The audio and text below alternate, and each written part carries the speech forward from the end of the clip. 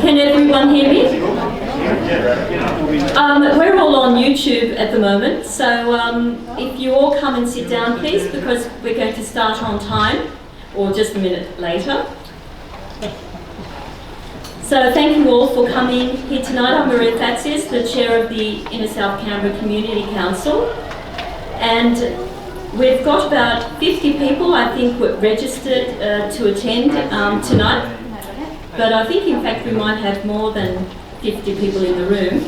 And in addition we have people, excuse me, could we have silence in the room?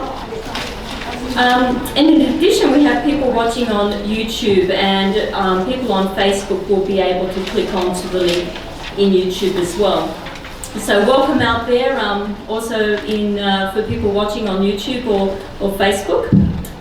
And to start off, I'd like to acknowledge the traditional custodians of the land on which we're meeting, and their elders past, present and emerging. We have some MLAs in the room at the moment. We've got Mark Parton, the Shadow Housing Minister, and I think we're waiting for Elizabeth Lee, who apparently is held up at another meeting, and so we look forward to Elizabeth joining us.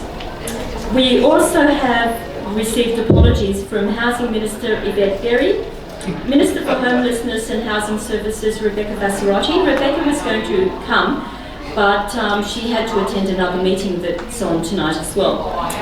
We've got apologies from Peter Kane and Minister Shane Rattenbury, Melissa Bennett, convener of the Loreto Residents Group, Gary Kent, our former chair, and Adish Chauhan, our public relations officer.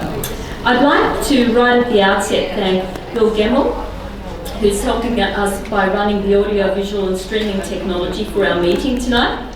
We lost our usual guru on such matters, and so we've been sort of very lucky that at our last meeting we had the chair of the Gungahlin Community Council helping us out, and this time we've got Bill Gemmell, who's the chair of the Western Creek Community Council helping us out. So we do work together, and we're training ourselves up so that we can run the audio-visual and the streaming ourselves for the September Forum. And the meeting is being recorded so that if for some reason the internet connection goes down, the recorded version will be uploaded to YouTube and shared on Facebook, and a link placed on the ISCCC website. So just bear that in mind if you're asking a question, that most probably, you will appear on YouTube or whatever. Although it is being filmed from the back, and so mostly people will see the heads of the audience. I ask that in the 2 Q&A sessions tonight you're succinct in your questions so that we can give more people a chance to have a say. And if you've already asked a question, I'll give preference to someone who hasn't asked one yet.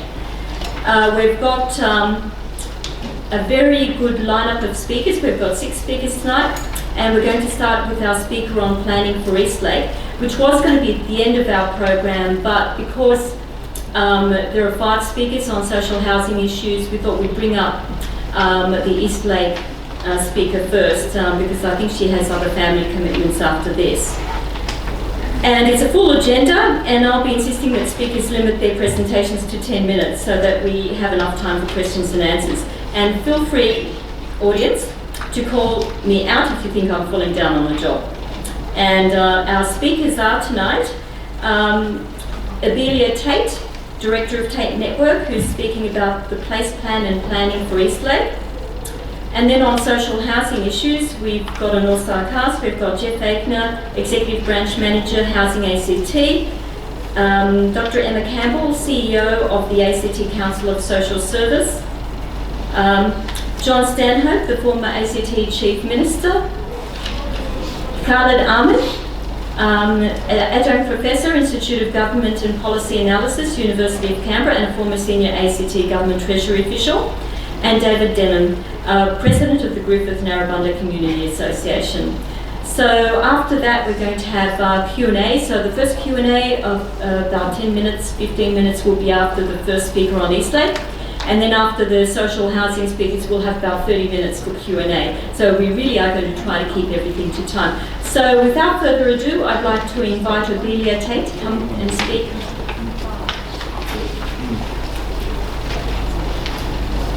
And I can run this for you.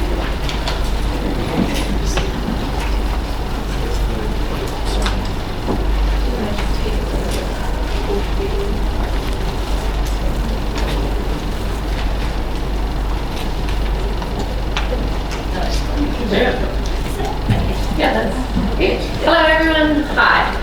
My name is Belia, I'm the Director of TAID Network, and we're the lead consultancy for the project that we're here to talk to you about tonight, which is the East Lake Place Planning Project.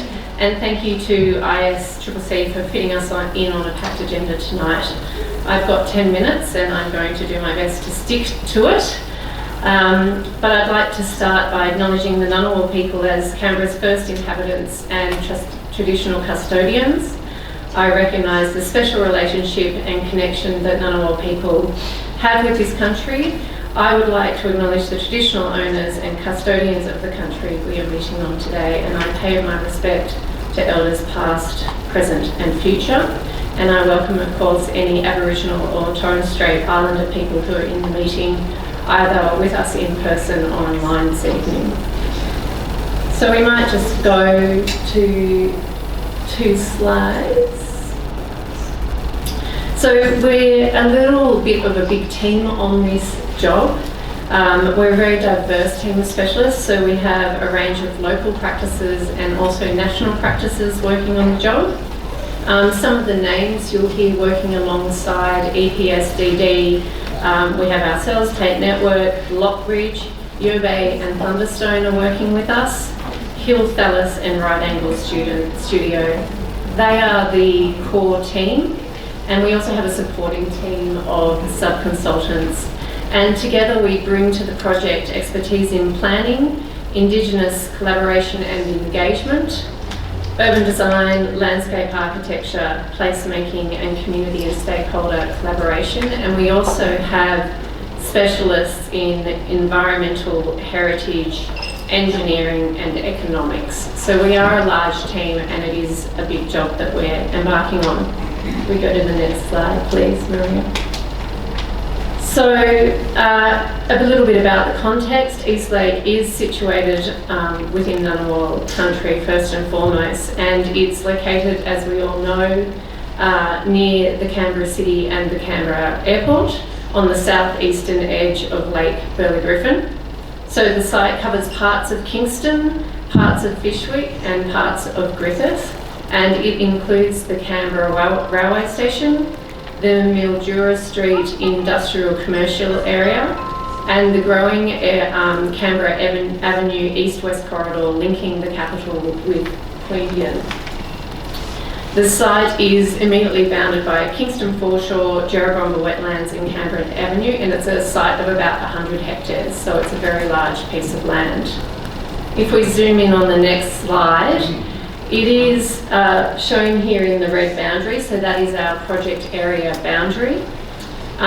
So East Lake is very strategically located where the Canberra-Sydney Interstate Railway Station meets Canberra's rapid public transport services and the busy Canberra Avenue. And the area has been identified as a strategic urban intensification and regeneration precinct. We go to the next slide.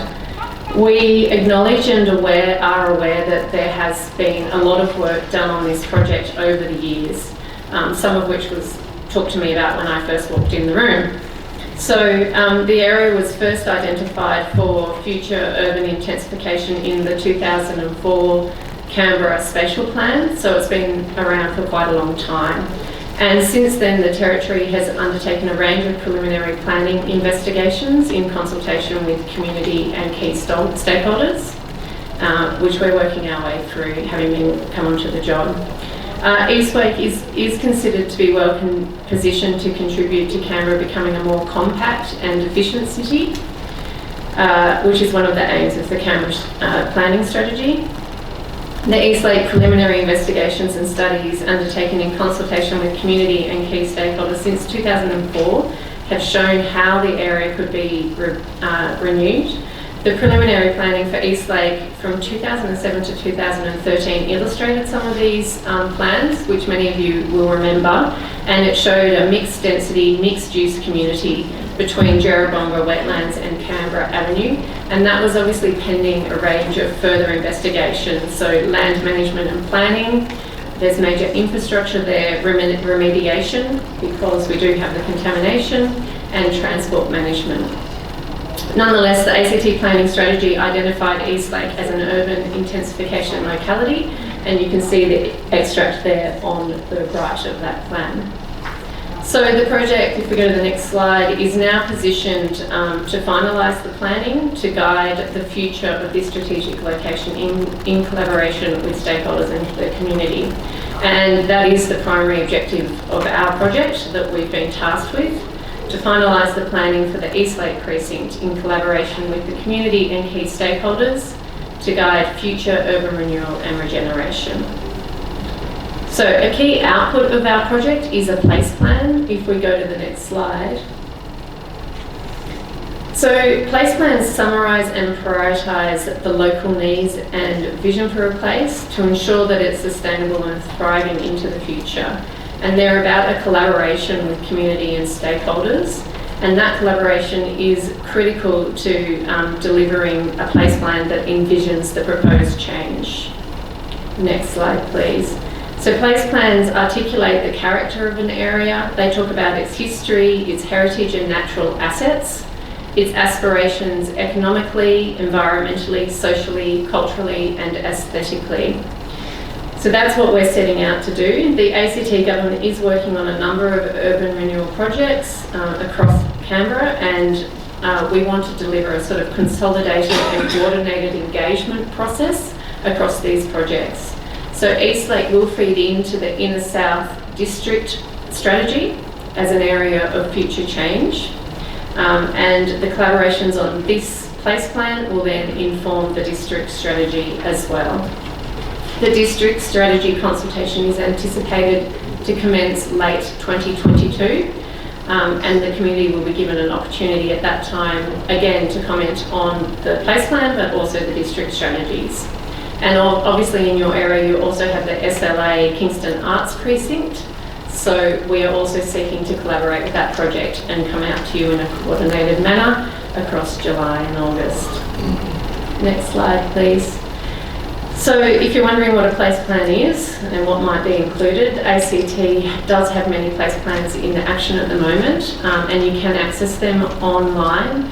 If you go to the City Renewal website, City Renewal Authority website, you'll find many of them, but we've just put up here Dixon, Braddon and Acton, waterfront, which will start to give you a bit of a flavour about what a place plan is and what we're producing.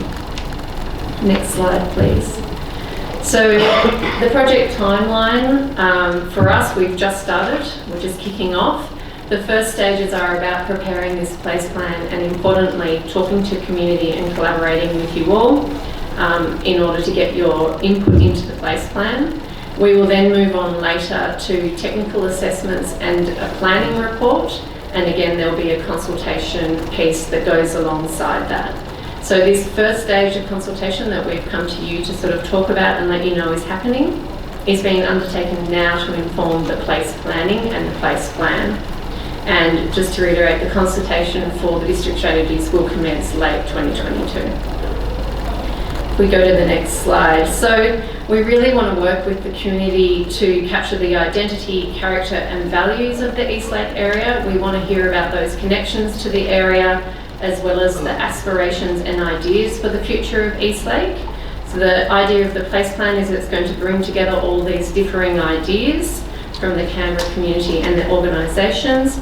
So we want to hear from the people who live, work and play in the area now and into the future. And of course at the heart of our engagement process and place plan is the cultural and historic heritage values of the area, including the Ngunnawal people and country. So ongoing and early consultation with Indigenous representatives and groups is also being undertaken as part of this process. We go to the next slide. So this is the timeline for this first stage of engagement. The period is set to commence in late July and run until end of August. The consultation period will be launched by the Minister for Planning and Land Management, and that will formally announce the commencement of the engagement, which we're expecting soon. And the idea is really to come to the community and hear what you have to say about the area. So we're proposing to undertake trader door-to-door engagement. We'll be walking door-to-door with visitors. We'll be undertaking workshops on the site. We're also going to host a range of pop-up stalls, and we're working to put on a community event in collaboration with Jerrabomba Wetlands. And we're aware of the changing COVID situation, so some of this may need to be moved online dependent on what happens over the coming months. It's obviously a fast-changing area. If we go to the next slide. So we're just here to let you know that this consultation is about to commence.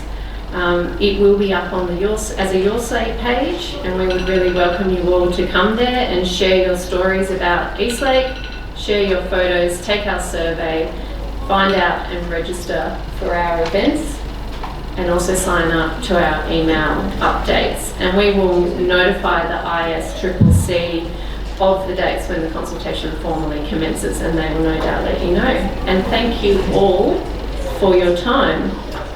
Thank you.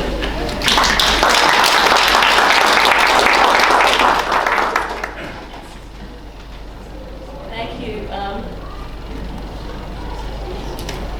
for being right on time, Obelia. Now we have about 10 minutes for questions, and so I might just see, are there any questions? I've got this bright light in my eyes, but okay, for Paul first, and then yeah, Beatrice. Hi, Beatrice. So, Amelia, thank you for your presentation. Two very quick questions. How many public housing dwellings do you estimate will go into the new Kingston precinct? And the second question relates to traffic and commuting. Given that Wentworth Avenue and Canberra Avenue can't cope with the number of traffic during peak hour currently, how do you envisage traffic going to and from Civic and other parts of Canberra in the future? I might defer the public housing question to our EPSDD representatives in the room, if that's okay. In terms of the traffic, I don't know about that at the moment. We do have traffic consultants on our team. They will be undertaking their studies and referring to the background analysis that's been done before. We haven't made it to that stage of the project, but we welcome the feedback that there is congestion and it's causing issues in the area at the moment. But we haven't done those formal studies at the moment. Yeah. Right. Did you, Lynette, want to talk about it? How many vacancies?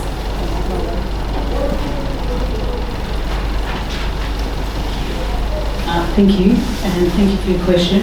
I think that if I can just check, that question was about how many public housing or social housing there will be in the new area. This is the planning process, so none of that's set at this time, but that's the sort of feedback we will be doing through this place plan, and to look at what will go there, what community facilities, what housing, what levels of housing, what different topologies, etc. So no real answer yet, but we're embarking on that planning process now. Right, thank you. And Beatrice? You mentioned the station. Are there any plans to update the train to Sydney? I mean, we do have a climate emergency, and it would save a lot of CO2 if people would have a fast, cost-efficient train instead of bus or airplanes going to Sydney. Yes, the decisions around what happens with the rail to Sydney, I guess, are outside the scope of our project, but what we're looking at is how this precinct can operate depending on those decisions that are taking. So we'll probably be looking at a number of different scenarios about reconfiguring the station, leaving it as it is potentially, what happens if it gets removed, what happens if the light rail gets if the fast train gets implemented. So there are a range of different scenarios that we will have to allow for in our planning. I don't think the decision about what is going to happen to the line itself will be taken as part of our project. So we'll be looking at how can we accommodate the changes as they happen into the future. And I completely agree with the premise that, you know, it's a fantastic proposition to have a fast rail between Canberra and Sydney. Absolutely. Now we've got, Bill has seen a question come through from YouTube. Two questions from YouTube. Go ahead, Bill. Yeah, amazing. Somebody out there is watching us. There's actually 10 people on right now. But first question, what zoning will apply in the East Lake development? RZ2, RZ3? That decision is going to be taken as part of this process. So what we're doing is seeking to establish what does community want to see there, what type of future we'd like to see as a community in Eastlake. And then the technical assessments and the planning report is about undertaking the legislative changes required to enable that to happen. So there is no sort of starting point about what the zoning may or may not be. The second question is, how much will we build to rent? I assume they're asking what proportion, not the price. I think that's the same sort of answer. We don't know. We're looking for the community's view on what should be included in Eastlake, what do people want to see here, and then we'll be seeking to shape the community that fits that need. So yeah, the sort of, you know, if people want to see build to rent in this area, it'd be good to hear that and to have it inform of the place plan. Thank you, Bill. Any other questions from the floor? Oh, yeah, John. And I think John's very familiar with the whole background to Eastlake. Actually, my question relates to the information you provided that the Ngunnawal people were consulted in relation to the plans. I was interested that late last week the Minister for Indigenous Affairs, Rachel Stephen-Smith, apologised generally for the fact that other Aboriginal peoples within Canberra, including, I presume, those people that identify as Ngambri, weren't consulted in the initial treaty process. That process is now, I understand, been abandoned. I understand too that in a couple of weeks' time a member of the Ngambri group of Aboriginal people will be formally undertaking the work of the country, the opening of the federal parliament. I'm just interested in whether or not you have any plans to consult the Ngambri people and other Aboriginal peoples as well as the Ngunnawal people, most particularly the Ngambri people who identify as traditional custodians. Yes is the answer. So we have on our team, we have brought in specialist consultants from Yerba and Thunderstone who are helping us design our engagement program to engage with Aboriginal and Torres Strait Islander people. That won't be limited just to Ngunnawal people, of course. It will be engaging with all the nations as they relate to the site. And then we will, through our heritage consultant, we're also consulting with the RAOs who are established in Canberra. And if there is another group that we need to engage with, we'll certainly be undertaking that, John. But at the moment, it's quite a big bucket. We're sort of going out there and trying to speak to as many people as we can. We aren't seeking to narrow it down or exclude anyone at all. Right, we still have a couple more minutes. Anne, and then Peter, and over here. Oh yeah, hi, yeah, Grant. So 1, 2, 3, and I think that will be it. Do we have to use the? Yes.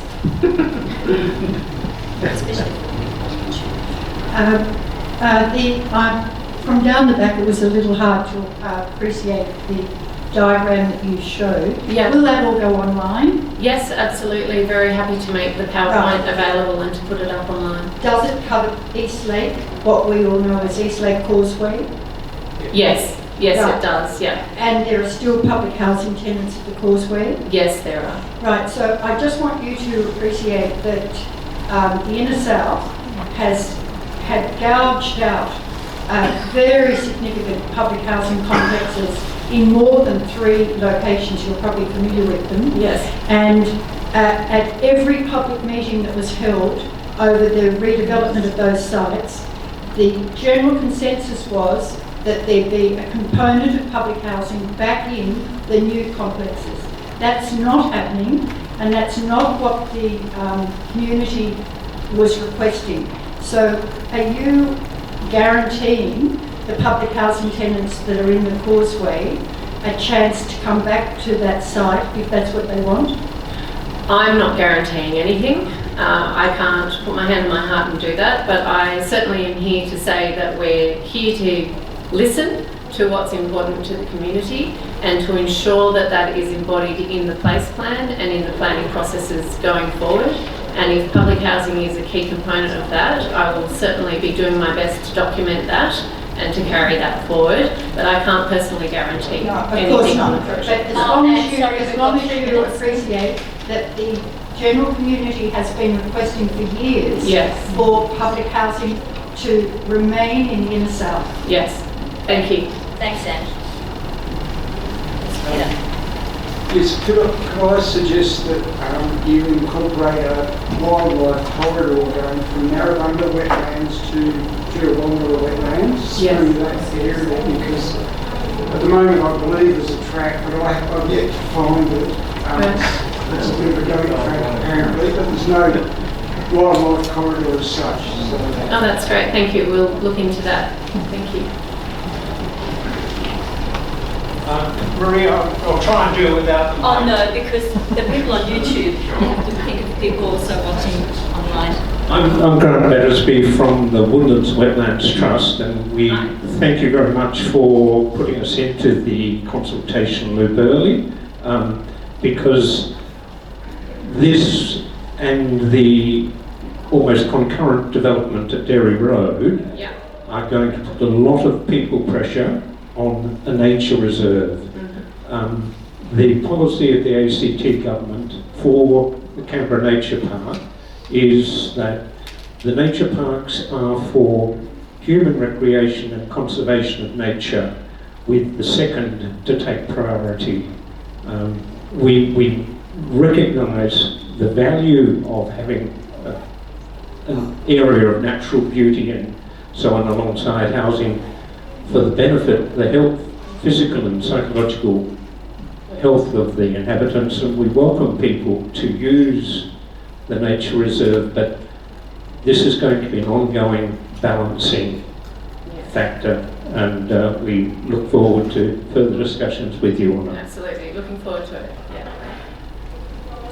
Okay, I think that does the questions and answers. Thank you very much, Amelia, for joining us, and we look forward to you coming back when you're further on down in the process. Thank you. Please jump online.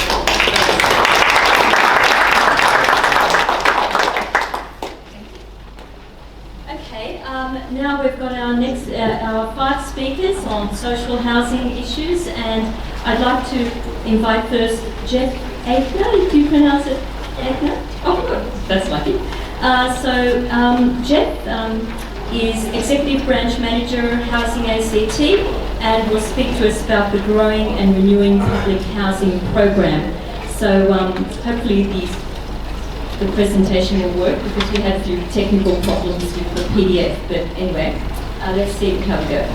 Thank you. Thank you. Hope it sounds okay. Thank you everyone for attending tonight, and those of you online, and thank you to the ISCCC for making the time for us today. I look forward to some questions at the end. Before we get on to the kind of presentation, I'll just, a bit of background. Those of you who've been around for a while, this is not the first time we are renewing and growing the portfolio of public housing in the Territory. Many of you will remember that finishing in 2018, we ran a multi-year program that relocated 1,288 tenants, mostly out of the very old inner city multi-unit properties across Canberra. As soon as that program finished, or very soon after, we moved into the new program, which is called Growing and Renewing Public Housing. And I'm going to talk a bit about that tonight, and a bit of an update on where we are with some of the processes with tenants. Next slide, please. So, how do we aim to... Well, yeah, thank you very much, everyone.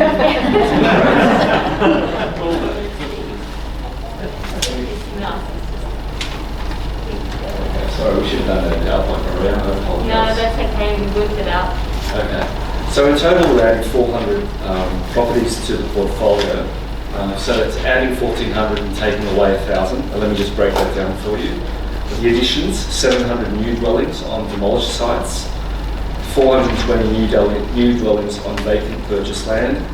We're purchasing around 140 dwellings from the market, and there's another 140 we haven't quite worked out how we're going to do yet. This is a multi-year program, and we'll see how we go.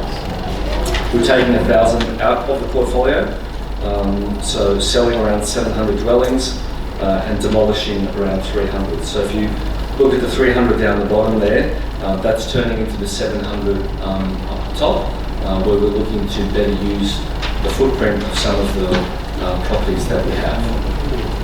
Next slide, please. So, there we go. How are we going so far? We have engaged 662 households across the territory.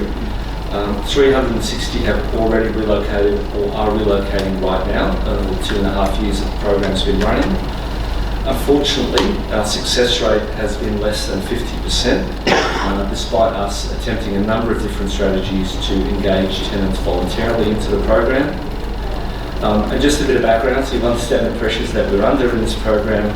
We have over 4,000 people who are currently approved for housing assistance who are waiting on properties, so really keen to get the uplift in the portfolio to allow people to move into these properties. And probably most importantly, of those 4,000, 481 applicants are on the priority housing wait list, and they're people who are facing urgent, exceptional, critical need for housing. Next slide, please. So required relocations. This has been the fun bit that's been in the media a lot recently, and I don't say fun, with sincerity. It's been difficult. We're following 3 different phases. Over the last 2 years, the ministers agreed, both Minister Berry and Minister Vassarotti, to required relocation, so moving from a voluntary program to an involuntary program last year. To support us in that, we established what we call the Growth and Renewal Inclusive Partnership, which is made up of Atticus, Northside Community Services, Global Community Services, Legal Aid and Shelter. And they advise us on everything to do with this new process, including standard operating procedures, communications toolkits, involved in all the risk analyses. So that's an important part of this process. And we began communications with 320 tenants and the sector in February about required relocations. I should say at that point, all of those 320 tenants we had engaged with multiple times over the previous years when the program was still voluntary. The client profile. Next slide, please. So who are we talking about? 48% of tenants who are part of the program so far are over 60 years of age. 24% are over 70 years of age. 38% of women living alone, 25% women living with dependents, just over a quarter identified as having physical disabilities, 11% identified as non-physical disabilities, and 9% as First Nations people. So this is not an easy program to run. We're looking to meet the needs of these cohorts in their new locations, and I'll tell you about how we're doing that in a moment. And I should say this client profile of people who are in the program is not that different than the overall tenant profile in housing. So it's not like we are targeting any particular demographics in the program. Next slide, please. Where are we today? So overall, and this is as of last week, 720 tenancies have been referred to the program, although we may not have engaged all of those tenancies yet. 108 have agreed to relocate and are waiting for a property.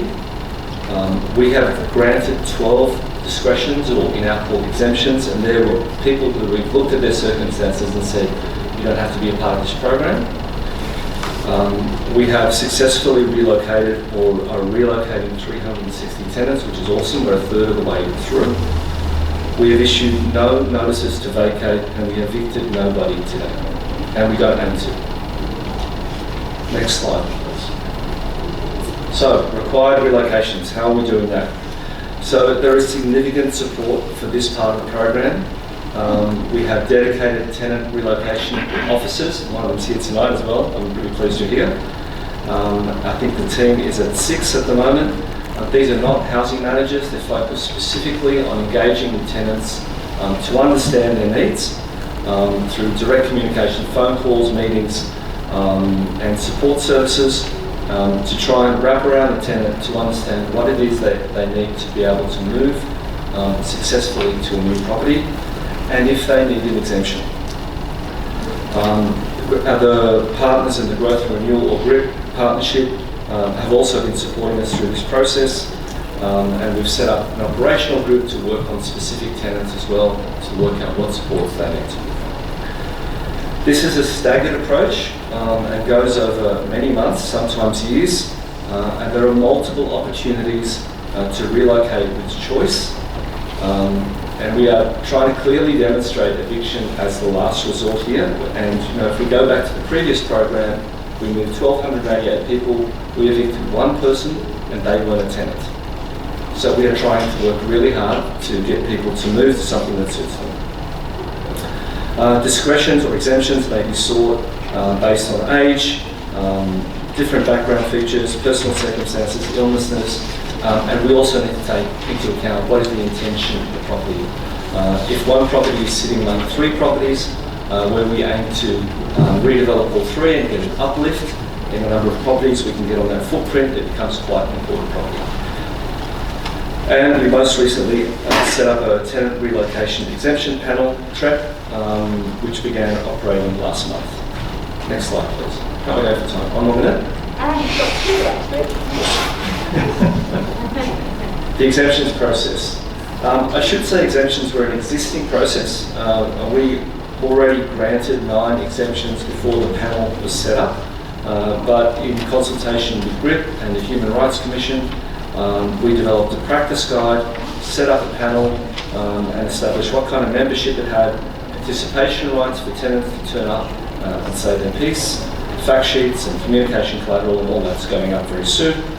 The first exemption panel met on the 16th of June to engage existing applications from April, so we haven't publicised it yet. We just had a bit of a backlog of people who were already looking for exemptions, and we were quite anxious to understand where they sat, so we've held 2 panels so far. And we engage with tenants significantly around that process before they turn up at the panel. I should say that turning up at the panel, which panel you turn up to is your choice, so that's something we negotiate with tenants, and we always make sure the tenants have supports. That's it from me. Maria? Excellent. Thank you very much, Jeff. It's certainly been it's been very useful to get that background about the program. And what we'll do is we'll have 5 speakers all speak. We'll have the Q&A at the end because we've got another four speakers. So I think it is best if we hold off the questions to the end. So thank you, Jeff, and maybe we can get the 5 speakers up here afterwards. So thank you. And I'd like to now ask Emma Campbell to come to the front. And Emma and I haven't met before, so I'm really delighted, Emma, that we'll be meeting here tonight. Emma is CEO of the ACT Council of Social Service and is going to speak about vulnerability and injustice in a progressive jurisdiction. Thank you, Emma.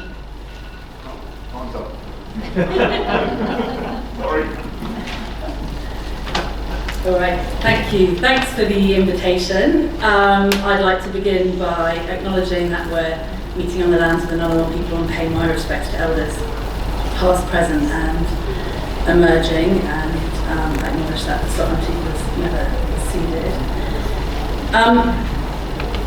There is no fun in this process. There is no fun in this process. It has been a really terrible experience for everyone involved in it, including housing ACT. And here I'm talking about the Growing and Renewing programme. I understand why we need the Growing and Renewing programme. We have a shortage of around 3,000 social dwellings. Last year, more than 2,000 Canberrans each day were experiencing homelessness.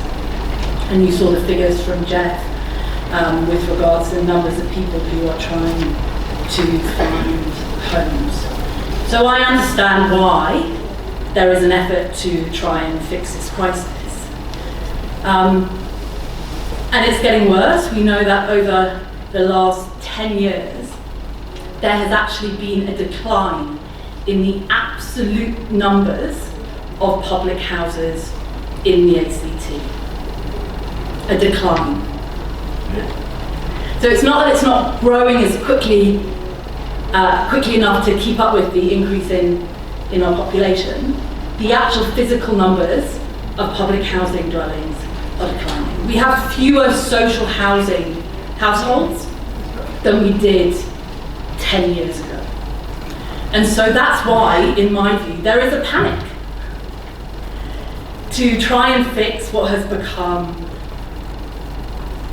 a real shame for the wealthiest jurisdiction in Australia when you look at median incomes. ACCOS is quite interesting. We previously represented people who were income support recipients. We now find that we're also representing people in full-time work, people even in our sector, frontline staff, who are no longer able to afford housing without putting themselves into serious rental and financial stress. We have the highest rate of rental stress anywhere in Australia. And so it was actually a really uplifting feeling to hear in a room like this people asking about public housing and what proportion of a new development will be public housing.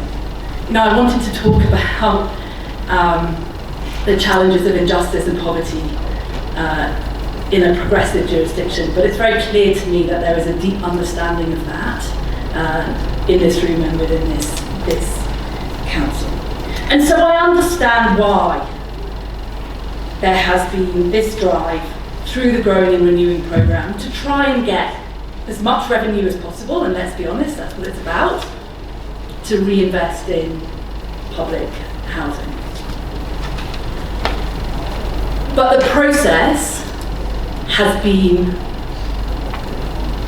terrifying for many of those involved. It's been unjust, it's lacked transparency, and it's caused deep distress to the majority female, older, disabled or chronically ill tenants who have been impacted by this. I don't doubt that Housing ACT are operating with the best interests to achieve their goal. But there is often a real gap between what is happening in the offices of the ACT government and what is happening on the ground. And our frustration at ACCOS has been the unwillingness of the ACT government to listen to the stories that we're bringing.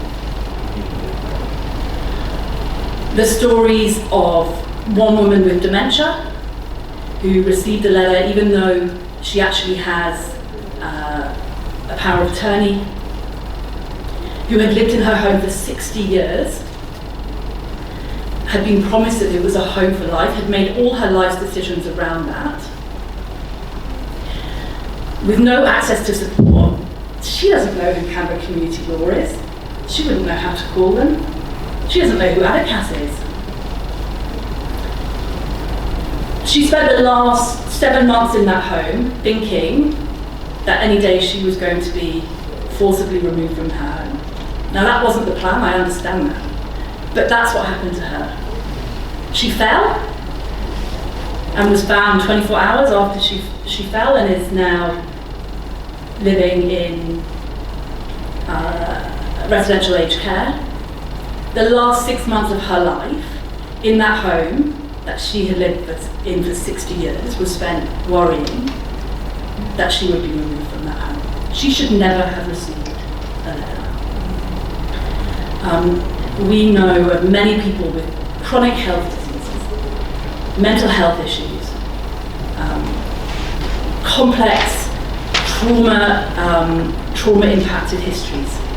Aboriginal people whose land has already been stolen from them are now having their home forcibly taken from them. I refute that there was a clear example that there was an exemption process before ACCOS and Canberra Community Law went to the media.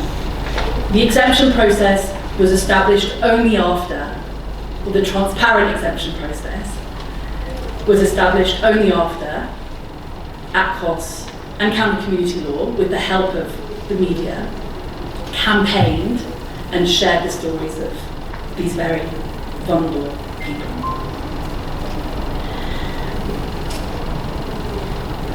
We remain very frustrated about the lack of consultation and transparency. You have seen some of the stories around the very first hearing where people were given 48 hours to either defer their hearing or attend, many of whom are unable to even contact their representatives till the morning in order to defer the hearing. Some people couldn't read the information that was being sent to them. People are visually impaired, there's low levels of literacy amongst this community. We found that some of the tenants are very afraid to actually get legal advice and support because they think that that will put them offside with Housing ACT. Our communities, amongst the community sectors that have been appointed as advocates, not a single extra dollar of resources has been given to any of them. We're expected to do this within the normal resources we have. Canberra Community Law has had perhaps a 50% increase in the workload. I would suggest that the tenant relocation officers are not bad people. They're doing their best, I don't doubt that. But in any circumstance, it is not natural justice that the person who is tasked with convincing a person to leave their home is also the person tasked with giving that person independent and honest advice. It's not possible. Because they will have to betray one side of their responsibility or the other. And frankly, if many of these individuals had been given independent advice, they perhaps would have decided to move because they would have turned to that person and said, "What do you think?" And when they had a trusted person saying, "Actually, I think there's some really good houses out there," and there are, yeah, they would have trusted that person to go and gone and looked at them and taken some advice from someone that they trusted. Right from the beginning, it's been about the implementation.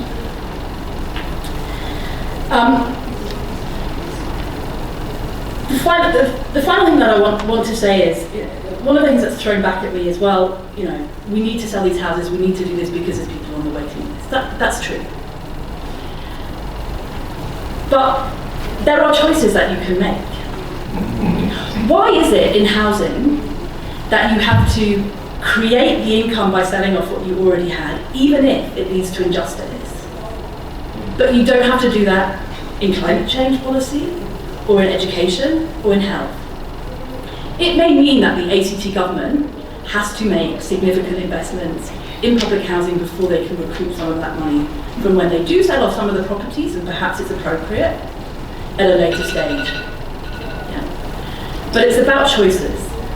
And as I say, as my title of and I go back to the title of my speech,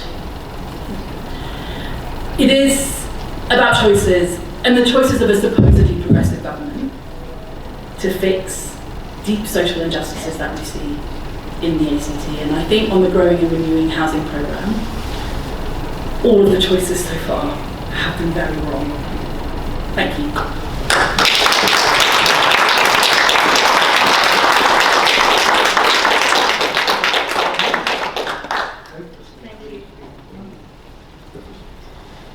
Thank you, Emma, and some pretty big issues there that I'm sure will be fleshed out further in the question and answer period. So thank you very much, Emma.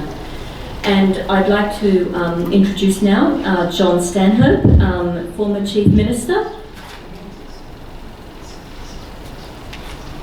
And John, I understand that you're going to speak about issues raised by the program of ACT public housing tenant eviction. So thank you very much. Thank you very much, and thank you for the invitation to be here this evening. So I am a little out of touch these days, and I regret that I'm probably not as able as many other people that might have been invited to speak in detail about this particular issue, namely the eviction by the ACT government of a large number of long-term public housing tenants from their homes.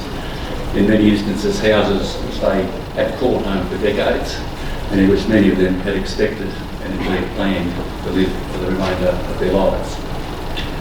I do, however, have had a long-standing interest in housing in Canberra in all its facets, i.e.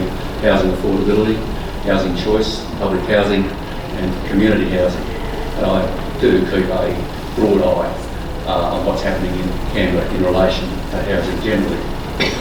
I also do have the benefit of the detailed analysis which my colleague Dr. Khaled Ahmed does from time to time in relation to all forms of housing in Canberra. I'm aware that Khaled will, following my short presentation, be presenting the most up-to-date data available on public housing in Canberra, a presentation which I'm sure will speak for itself. I'm also aware that in the last decade, as Emma has just recounted, in which there has been a period of significant and sustained population growth in the ACT of some tens and tens of thousands of people. And not only has the current ACT government reduced the total number of public housing units, it has similarly curtailed the growth of community housing. And because of the massive reduction in the supply of land for detached housing, the housing of choice for an overwhelming proportion of Canberrans, we've seen an exponential increase in the cost of land and housing and a concomitant impact on affordability, and I would assume an increase in homelessness. It's relevant, I think, of these remarks I'm about to make, but I disclose that I have been asked by two women whom I know, subject to the evictions we're discussing tonight, to attend meetings scheduled by Housing ACT to justify the applications that each has made to not be evicted. In other words, I have two friends that have asked for exemptions. So, to some extent, my interest in this matter is quite personal. Both of these women are in their 70s and have lived in their homes for over 30 years in one case and over 40 years in the other. Neither has a partner. Their house is their home, their castle. The place in which they live is their community, a community which sustains them and is central to the quality of their lives. Each of them has been utterly devastated by the prospect of being forced to move. They're each adamant that their quality of life will be utterly destroyed, and neither believe that no matter the quality or standard of housing that they may be offered in exchange or its location, that their lives will never be as rich or meaningful as they currently are. They are, of course, not alone in that respect or in thinking that. I'm also sure that no thinking resident of Canberra would be surprised to learn the very serious impact and implications this program of removals will have on so many more of the people, like the two women friends that I referred to, are seeking and who are facing eviction. I spoke to one of my friends this evening. She's made an application for exemption. There's a form with questions that applicants are invited to respond to. I'll just read a couple of the questions and the responses which my friend gave. What are the exceptional circumstances you, the tenant, will experience if required to move? Answer. If by chance I were to survive packing, moving and unpacking of 41 years of residence, I would not survive being uprooted from my home and friendly environment. Having no sense of orienteering, I would become totally disoriented, would not even be able to retrace my steps. I would lose all the friendly support I currently enjoy, which is the only security I have, as most of my friends are much older than I. That is the ones who are still alive, and I have no family in Canberra. uproot an old tree and it will die. The same applies to me. Having been kicked out of my home country when I was 8 years old, which nearly broke my parents and family, I cannot risk having to go through the experience again. What are the risks you, the tenant, is required to, if you, the tenant, is required to relocate? Will relocating cause significant harm to health, mental health, well-being, identity, independence and or quality of life? Response, the risk is my death. Health considerations. Do you, the tenant, have any health conditions that may be impacted or worsened by relocation, e.g. mental illness, chronic or terminal illness, disability? Response, having the beginning of a cataract in both eyes, I might very well lose much of my sight and my driving licence in the near future. I would not even be able to read the numbers of buses if I had to use public transport. As stated above, I fear I would not be able to find my way home. Otherwise, I am fit and healthy, but for how long? This process is destroying me. I fear for my sanity. Are there any other circumstances you, the tenant, would like to include for consideration by the panel? When I was offered this house to live in, I was told it was for the duration of my life. I was very grateful for the opportunity it gave me to bring up my 2 children successfully. Nothing prepared me for this assault. Even possums are protected and cannot be removed from their habitat. I am a human being and I would like to be treated as I am. Yvette did, in her application for an exemption, also make this statement. The location I live in is ideal regarding shopping and transport. A hop on my bike takes me to City, Kingston or the tramway. Less than 100 metres away is a bus stop. I ask you, how can you possibly do better and place me in a location that you say is more suited to my needs?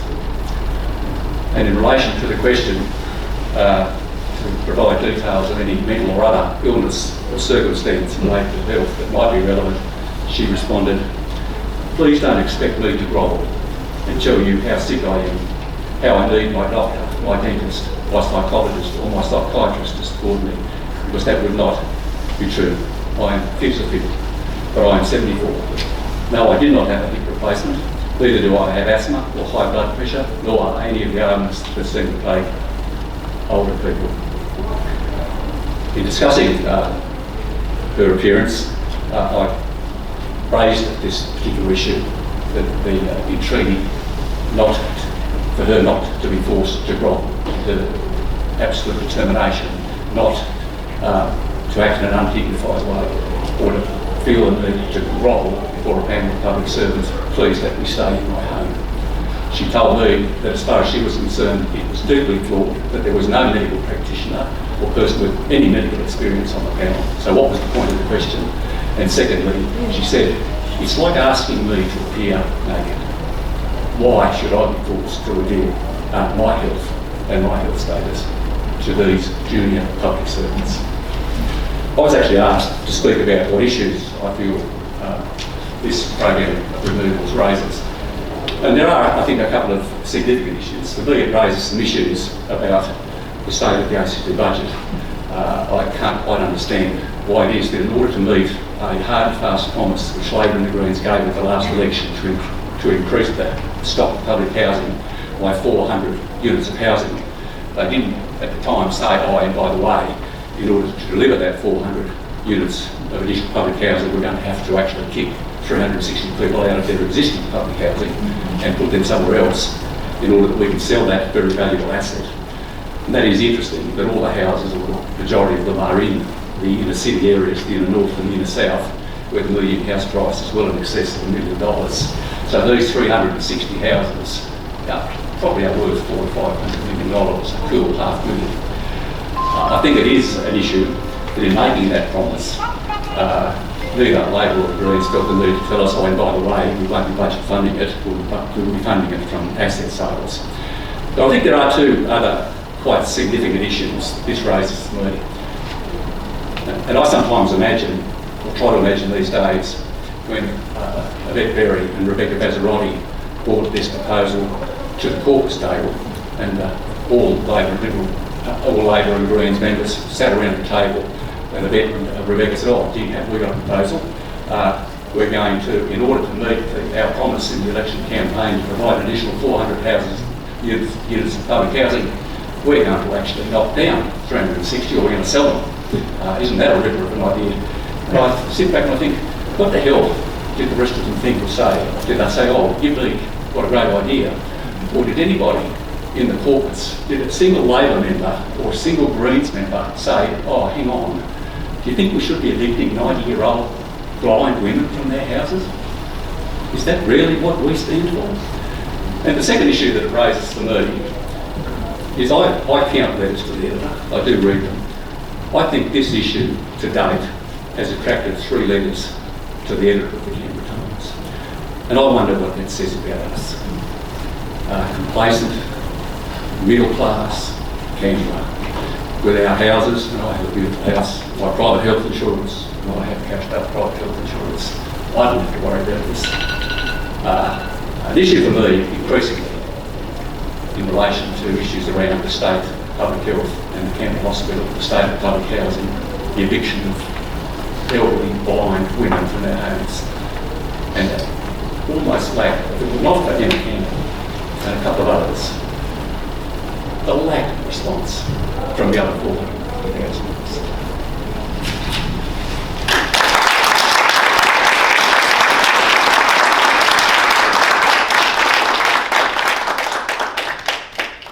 Thank you very much, John.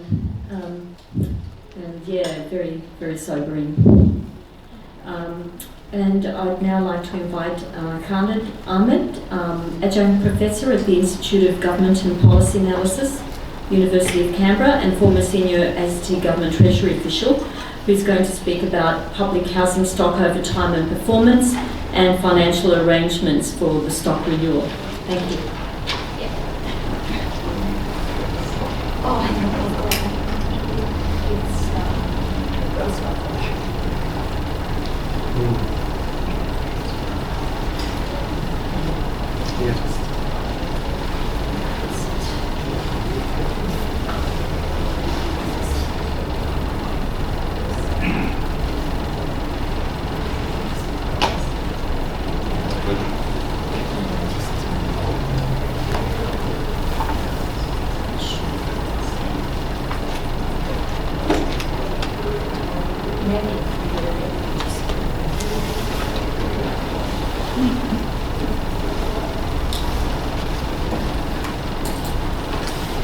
Oh, it's happening now. Here we go.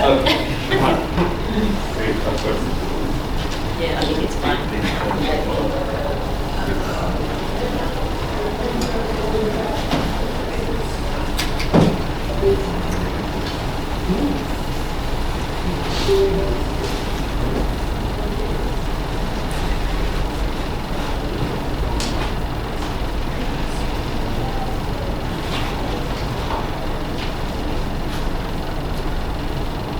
Those are two powerful speeches and presentations, and it's deeply disturbing what you hear. I'll just try and put some hardcore data on the screen and let you draw your own conclusions. A couple of can you hear me now? Yes. Okay. A few points, few declarations. Number one, I don't represent the university here. I'm here in my personal capacity. And number two, for the public servants here, I do understand where you come from, but I also know where you could come from. So that's the whole premise of my point here. Let's just start with the public housing stock, and Emma mentioned it and has been raising it for quite a while now. There are hard numbers. Dwellings decreased between 2011 and 2021, so that's a 10-year long data, by 1.8%. Population increased by 21.8, about 22%, and the population figures are the latest ABS figures, so about 22% increase in population. So relative to the population, we had a real decrease of about 19% over the 10-year period. I'll come back to it. Can I suggest that please place a bookmark on that number? about 11,063. Let's look at the Public Housing Renewal Program Mark 1 that was mentioned a moment ago. We had budget announcements which totaled about 699 million. So starting from 2015-16 budget, and I'm drawing these out of the descriptive part of the relevant budget papers every year. So 133 million investment in public housing renewal in central locations over 4 years. Those are the exact words in the budget paper. 2016-17 budget, 156 million, 353 over 4. Let's make it 700 million committed over those years. Now, the interesting thing about budget is that, the funding has to be approved by the Parliament, the Legislative Assembly, and Housing ACT is a separate appropriation unit. So you can actually go to its annual financial statements and look at what money was actually allocated. That total about 81 million over those years, and I've added 2019-20 as well, years after the program was complete. Because there was a commitment over the forward estimates. So this looks like the normal run-of-the-mill capital program. No money came in relating to the redevelopment and growing the housing stock. There's a bit of a difference between the money and mouth. So what were the financial mechanisms of the program? I think it's interesting to note. Now, I think John has alluded to it, Sam did as well. By the way, this was quite an opaque program. It is very difficult to get a full picture on the program. You actually have to go to the annual financial statements and deep notes buried right at the end of those statements to figure out what was happening. There was no description in a single place of what properties were lost. The number lost was not there in the annual reports. I did a global search on those. So what I've constructed is, in each of these years, this is the property that Housing ACT is transferring over to Land Development Agency. So about 222 million worth of property, essentially land, at the book value, was transferred over to LDA or SLA in later years. They develop it, sell it, take it to the market, do whatever. And there's no clarity on how those things were done to individual parcels of land. There were some deals where there was some handback of some dwellings. There's no clarity on that. Anyway, the financial statements do tell us that about 457 million worth of dwellings were transferred back. So net assets transferred back were about 235 million. Not 600 million, not 700 million. And we got about 1,094 properties back. That's the description in the notes, but we don't know what were the numbers lost.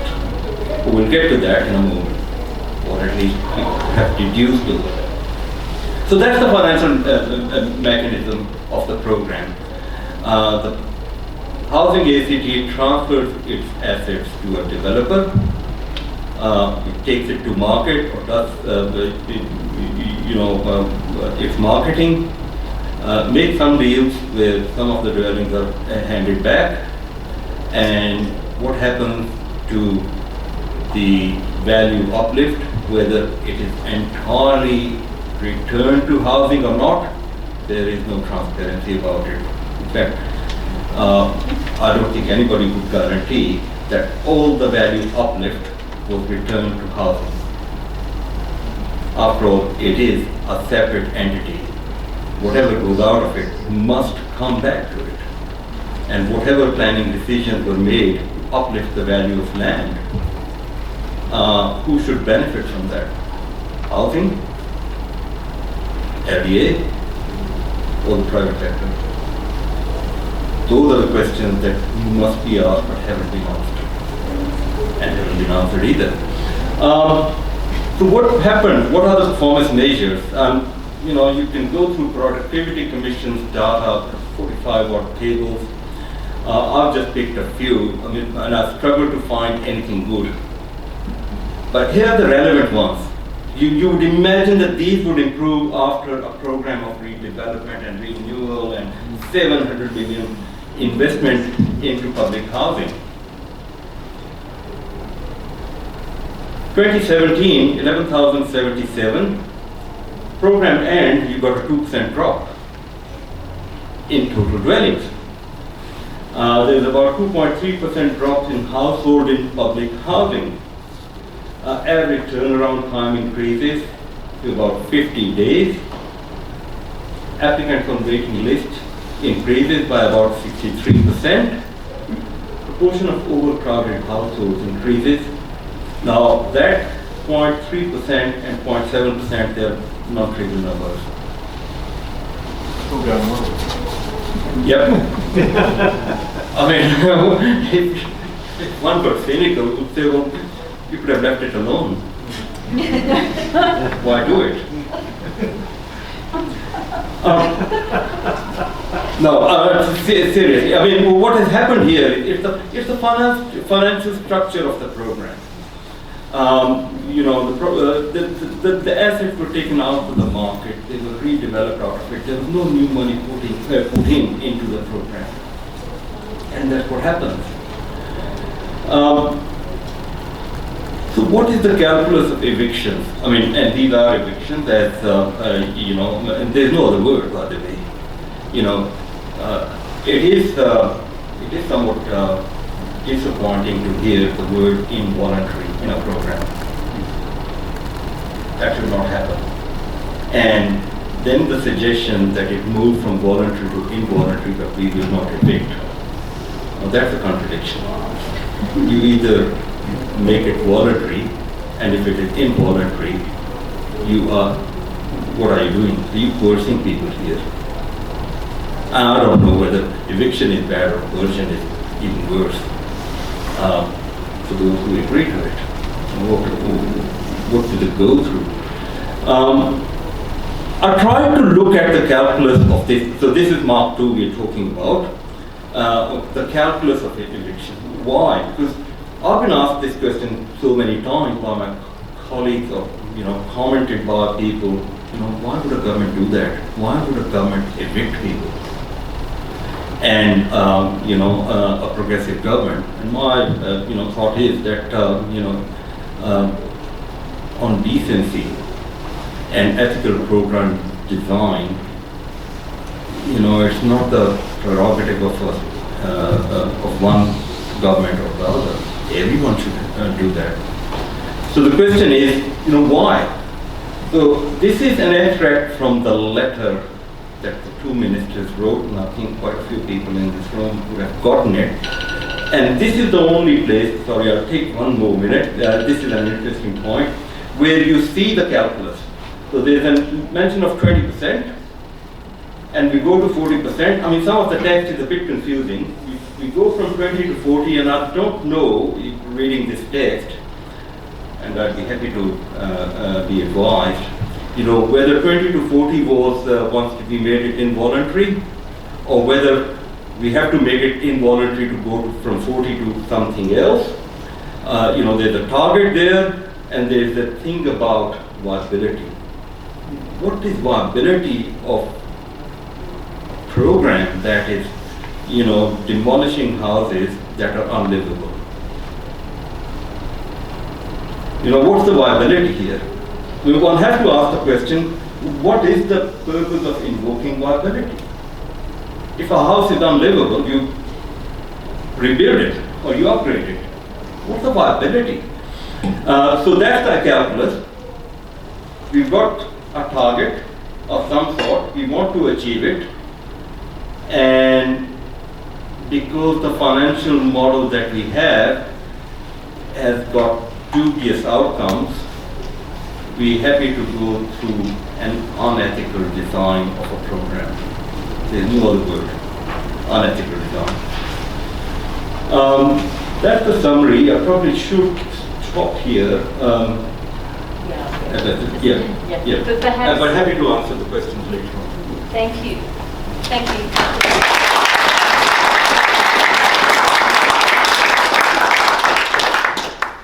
Thank you, Khaled. And our final speaker is David Denham, President of the Griffith Narrabundah Community Association, who's going to speak about public housing in inner South Canberra and issues with the current system.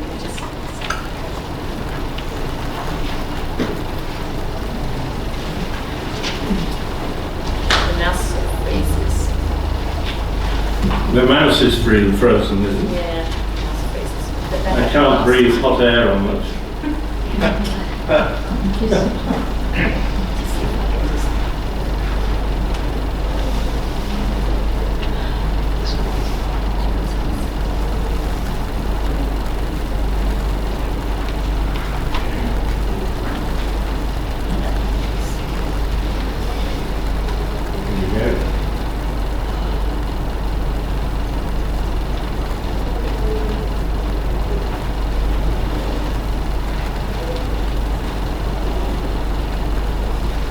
Okay. Well, the public housing issue in inner South Canberra only became a really important issue. Well, it was always important, but it became a crucial issue in the last 10 years. And we put up some ideas about what we'd like in terms of public housing and what we've got. And the first thing, there's a few things up there. We like maintenance, proper maintenance of public housing dwellings.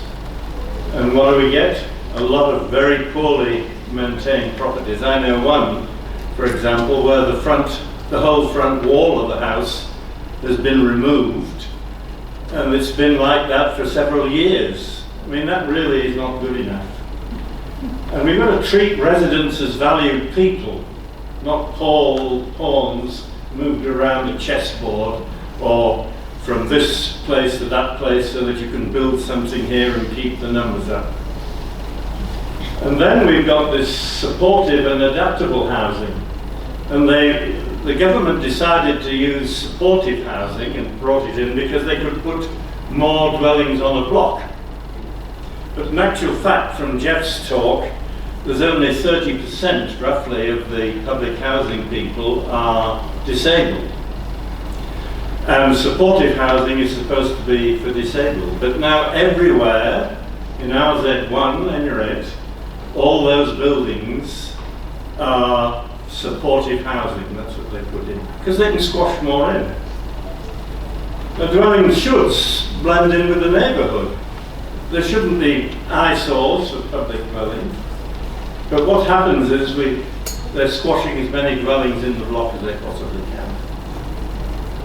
And then the development applications complying with they should comply with the territory plan. In actual fact, I don't know of one development application that's gone straight through and been approved. And I know of one which had to be surrendered because they didn't prepare for the tenant there leaving and vacating the block. And there's a recent one which I'll come to here in Lockyer Street, where they've been going to and fro between housing and ACPLA, where's this, where's that. So the standard there is substandard. And then we wanted salt and pepper distribution of dwellings. Well, we get that in some areas, but we've got one area in Griffith where it looks as though there's going to be 70% in that street. And then there's the question that was mentioned earlier by whether you build on that block or whether you sell that block and build elsewhere. And that there's total secrecy on that as to what the policy is there. And finally, consult and engage with the local community, because people in public housing, they're part of the community. They're not different people. but we get total secrecy from the government on this. It took us 6 months to get a meeting with housing to just discuss what the general policy was in the inner south. 6 months. And they said, no, we can't do this because it's all secret. Well, what's the point of that? We should be proud of the public housing that we have. And are we? No. And we're not. So there is room for improvement. And this is what we should be looking at. Okay, next slide, please. This touches on a few of the things that have been talked about. That's South Canberra, which is the area that we're responsible for, not responsible for, where we represent. And if you look at the right-hand side there, you can see why there's a problem for public housing here. 2015, 9% of the dwellings were public housing. In 2021, Stewart Flats have been bulldozed, Gowrie Court have been bulldozed, Red Hill Flats have been bulldozed, and those places have gone. So what's happened is that all the main public housing have been demolished, and now they're trying to put in little bits and pieces all over the place. There's no public housing at Renaissance, none at Illume, none at Kayara, and none in the parks. So that's the crucial thing. Now that's a big government policy which the developers have lent on them, and they've allowed to get their own way. And the government, of course, gets more money from the sale, or they think they do, if there's no public housing. Next slide, please. Now, these are a couple of examples. This one here, that's the Lockyer Street one in RZ1. And that's a typical RZ1, single dwellings, quite a bit of trees, and open space. The next slide. This is what they want to build on it. And this isn't the final plan, because they still have not put up, this is housing, the proper design for how they're going to park the car here. And this is supporting housing. Green space, well, there's a little bit round the edge, but there's bugger all in the middle, that's all concrete. Is that the sort of housing that we should be putting our tenants into? And then what about the people next door, the people who are living in RZ1? Do they want this sort of development there, next to them? If you buy a place, you want a certainty about what can be built next to it. But the final one that I want to show you is the next one, because this is really appalling. Now, focusing on these two blocks here. This is in Chifley, that's Hindmarsh Drive. This is RZ1, see all the green space there? Quite nice residential area. Now if we go to the next slide, I'm sorry about the quality of the slide, but this came from the government website. You've done well. Instead of two houses here with green space, 1, 2, 3, 4, 5, 6, and there's the entrance. And where's the green space? There's none. Now how good is that for making second-class citizens of the public housing residents? Oh, and just the final comment on this, it's a good 600 metres to the nearest shops for supportive housing. And supportive housing, they're all here, so they're all supposed to be disabled. Next slide, final slide now. So the present system is not working, everybody knows that, I suppose. It provides poor outcomes for public housing residents. It's not good being squashed together like sardines. It provides poor outcomes for the neighbours, because they don't know what's going on, nobody tells them anything. And I think what the government should consider is mandating a percentage of public housing dwellings to the large multi-storey developments. That's the only way this is going to be tackled. It's not going to be solved by bulldozing one house here and putting up 2 or 3 there, or putting 2 down there and 6 there and scattering them all around. It's got to be a bigger programme than that. I've said enough.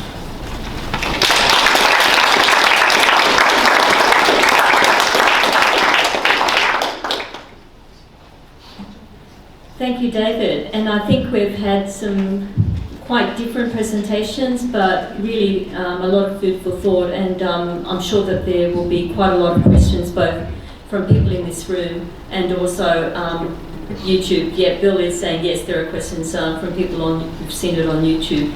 So I'll start with the room first. Are there any questions from the floor here?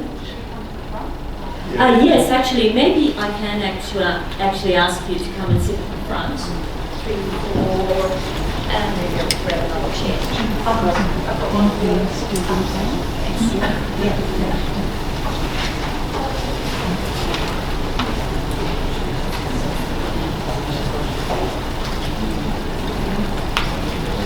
We're all very quiet.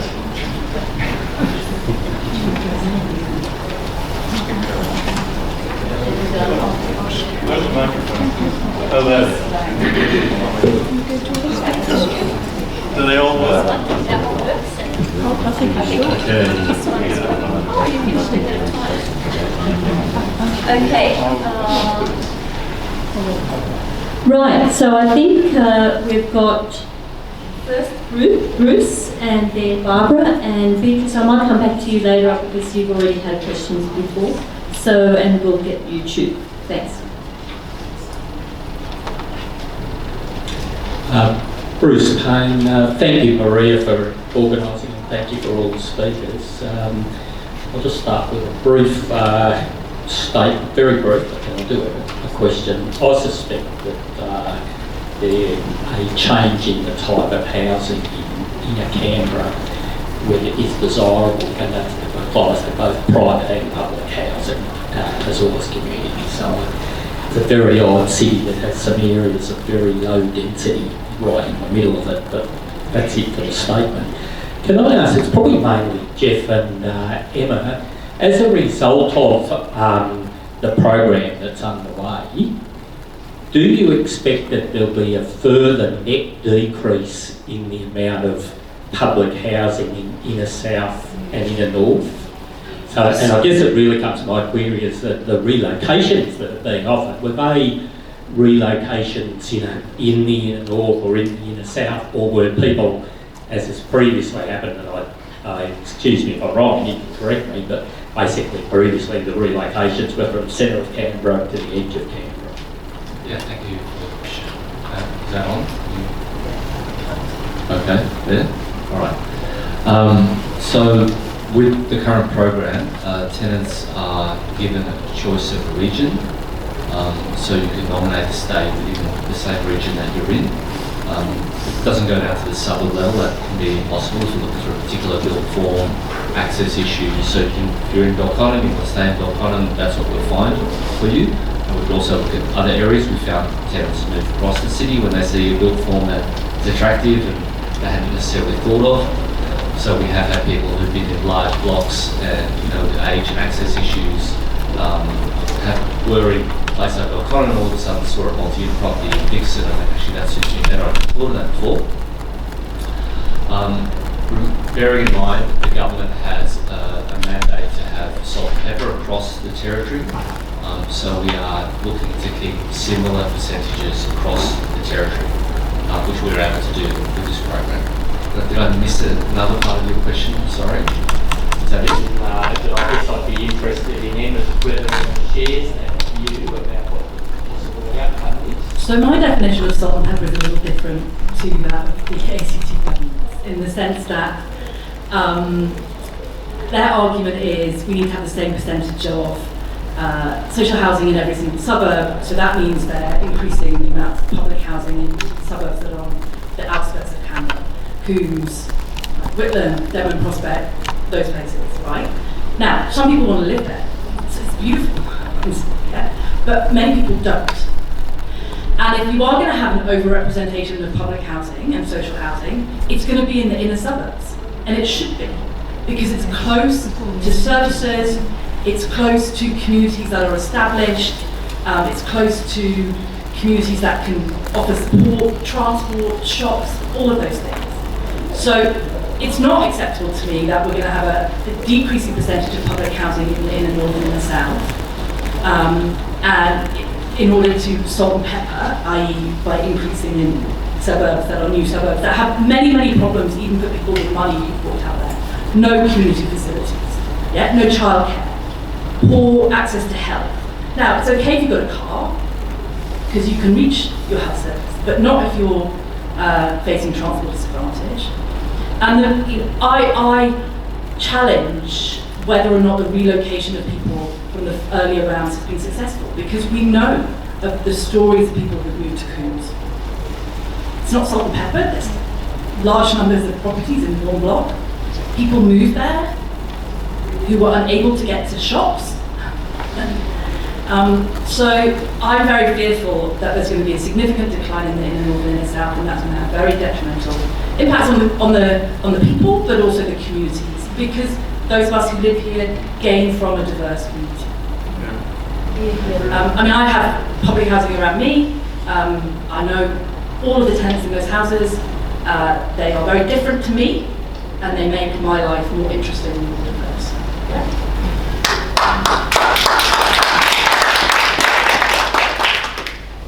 So that's my concern.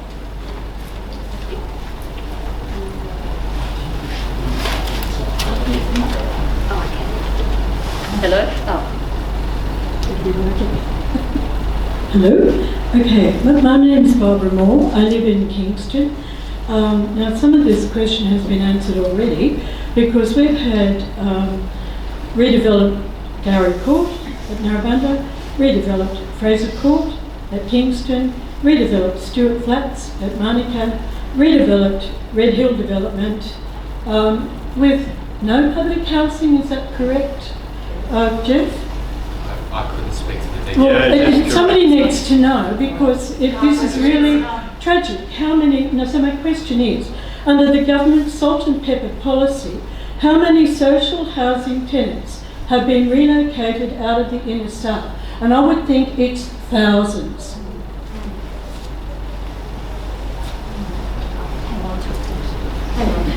And we don't know where they went. Nobody knows where they went? Yeah, I don't think any of us know where public housing tenants were transferred to or rehomed. And it would be good to know. I don't mean this in a smug way, but they're across the territory. I'm not sure I understand the question. No, but it's out of the inner south, where we had really good facilities for them, and they were always here. It was their home, and you'd moved a whole lot of old people already. I mean, this actually goes back a very long time. It's further than 10 years. The salt and pepper, because the inner areas are worth more money, the developers grab it, and the tenants are, scattered. I know some people from Griffith who ended up at Gungahlin. They didn't want to go there in a high-rise apartment.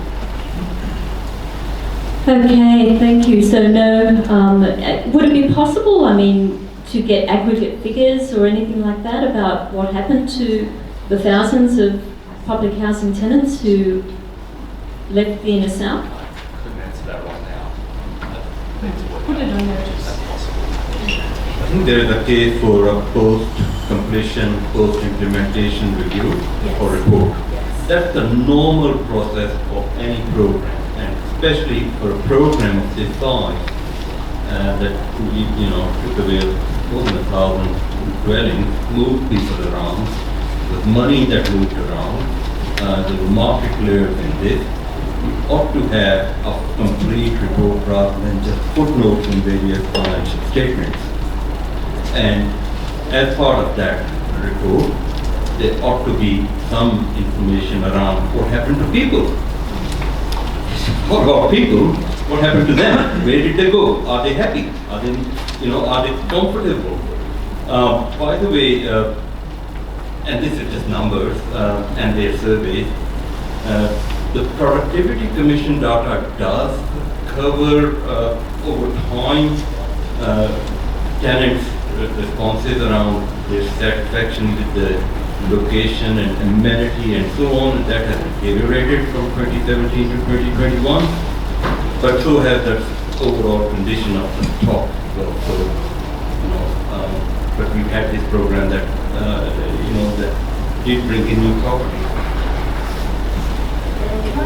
Can I add to that? I mean, I think this is the point Atkos has been making as well. It would have been very useful to, before embarking on the next round of this, to have a better understanding of what happened in previous rounds. And it would also help people like that, right, to see what went well.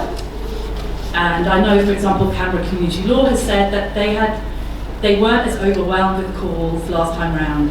It was different. There was more engagement. People were funded particularly around the north relocations. So it would have been helpful to see what went well and what hasn't gone well, but that has not happened. And I think that's why we're seeing such a terrible outcome this time. Yes, and just on a related issue with the Mr. Fluffy houses, and we know that the government changed the policy so that there could be dual occupancies on the Mr. Fluffy blocks. And as far as I'm aware, there hasn't been any evaluation of what actually happened with those blocks. I mean, I've had a look myself, and so I know what happened to all of the ones in the inner south, but gee, it shouldn't be up to a volunteer to do that. It should really be a proper evaluation. So anyway, I think we had questions also from YouTube, Bill. Perhaps I'll give you the mic.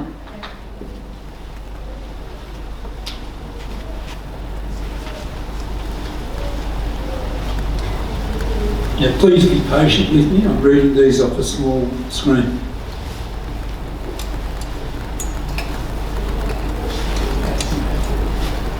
Believe my computer. There's a bit of discussion about one of the properties in David's presentation, 18 Lockyer Street. You're asking questions about 18 Lockyer Street? Oh, yes. Is that before ACAT? Yes. And there's a bit of commentary that maybe it should have been declared. That's correct. That's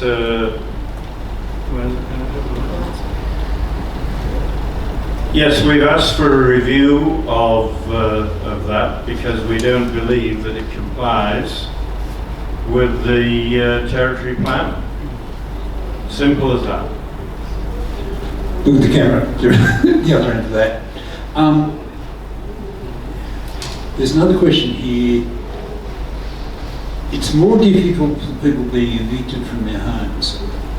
Why can't they just stay in place? Many of these people in the 70s and 80s and so on, is this all about the money to be made from the sale of their current homes? Yep. Well, sometimes it's the money, and sometimes the block is going to be redeveloped. But this is the thing we don't know, and the secrecy of the housing Canberra is such, housing ACT, that we don't know why on some blocks they decide to sell and develop elsewhere, and on others they do that. Perhaps Jeff can say something about that. Sure. So to decide which blocks get sold or decide which blocks are in the program at all, it's quite a complicated process. So firstly we look at the size. So blocks need to be a certain size if they're going to be redeveloped. We have to look at the property, how old it is, so it's obviously not worth tearing down something that is still a viable property. The layout of the property, so if we're trying to get a lot of Class C adaptable properties, so obviously they can't be on an incline. Whether there's an opportunity for redevelopment, how many properties are already in the suburb, to try and keep the mix there. And then of course, obviously, what is the tenant interested in and where are they at in their lives. I think it's also important not to assume that, remember we've already moved 360 tenants voluntarily. So it's easy to get caught up in the sensational bits of this, but there's a lot of people who've already moved and are happy in their new locations. Going from a block, which you've been on for many years, and we understand it's a really difficult process, people have moved into places which suit them better. So there's a lot to think about when we're thinking about whether to sell or demolish, or whether the property is going to be part of the program at all, which brings actually down how many properties we can actually consider as being part of the program.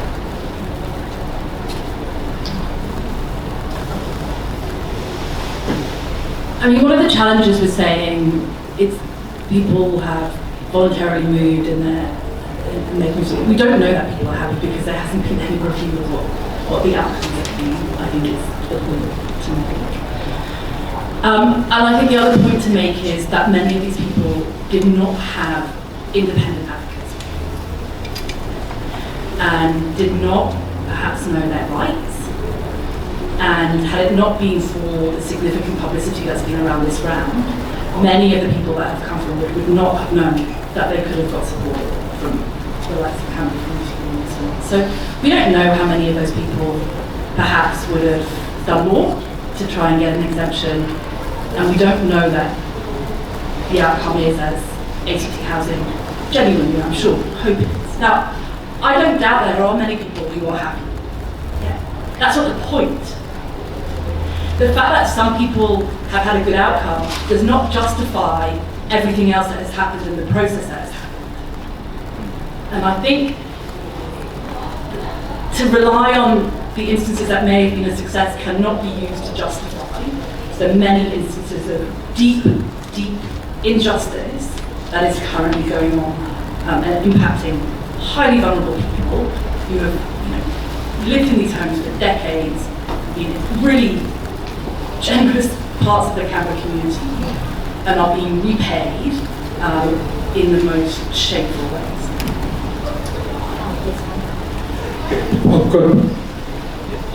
I think the issue really is the financial model.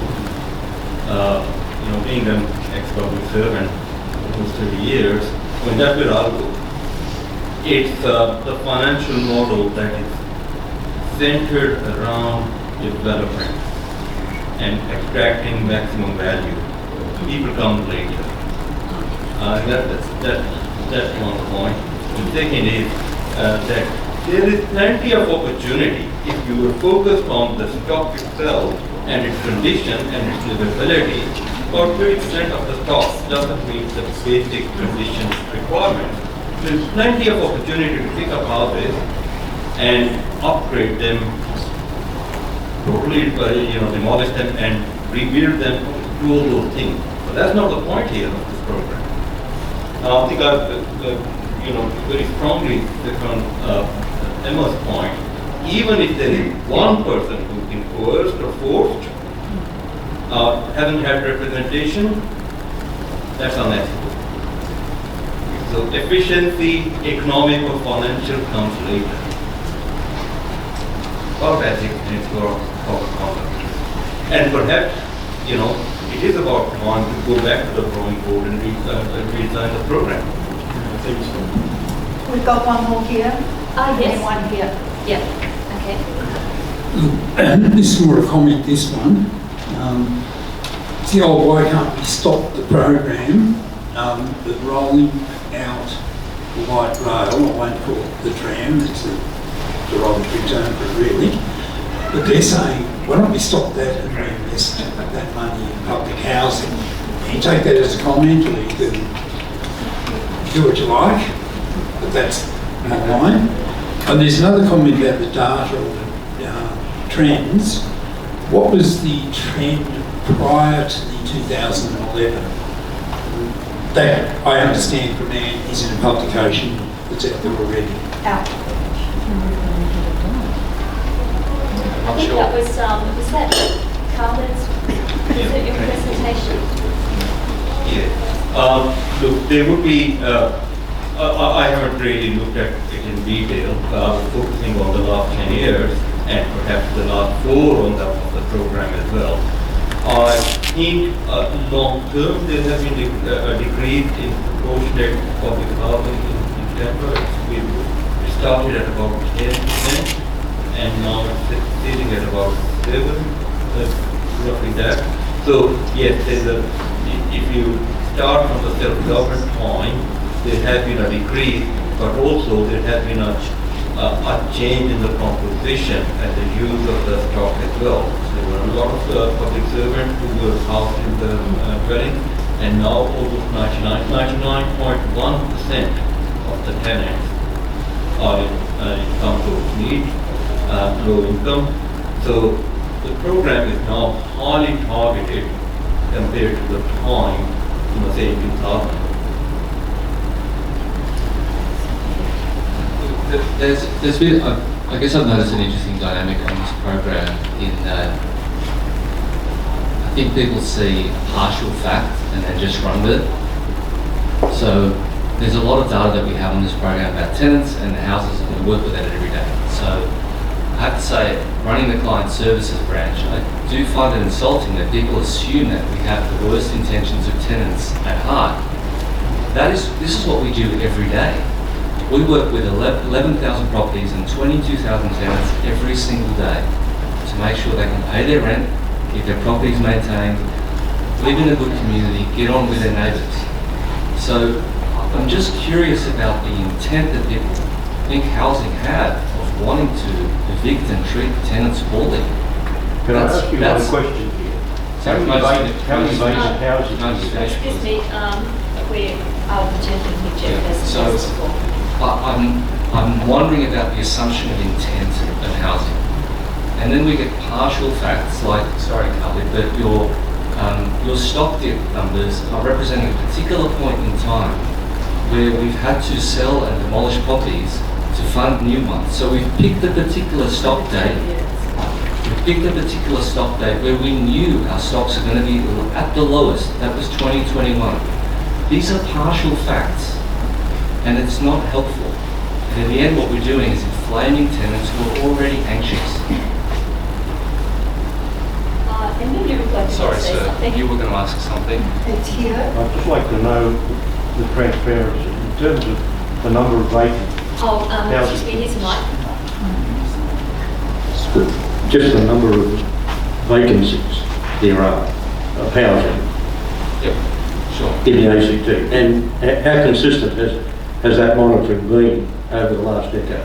Yeah, so our target is less than 4%. For a while there, particularly in 2021, it went slightly over 4% because of the turnover of properties into this program. It's down under 4% at the moment.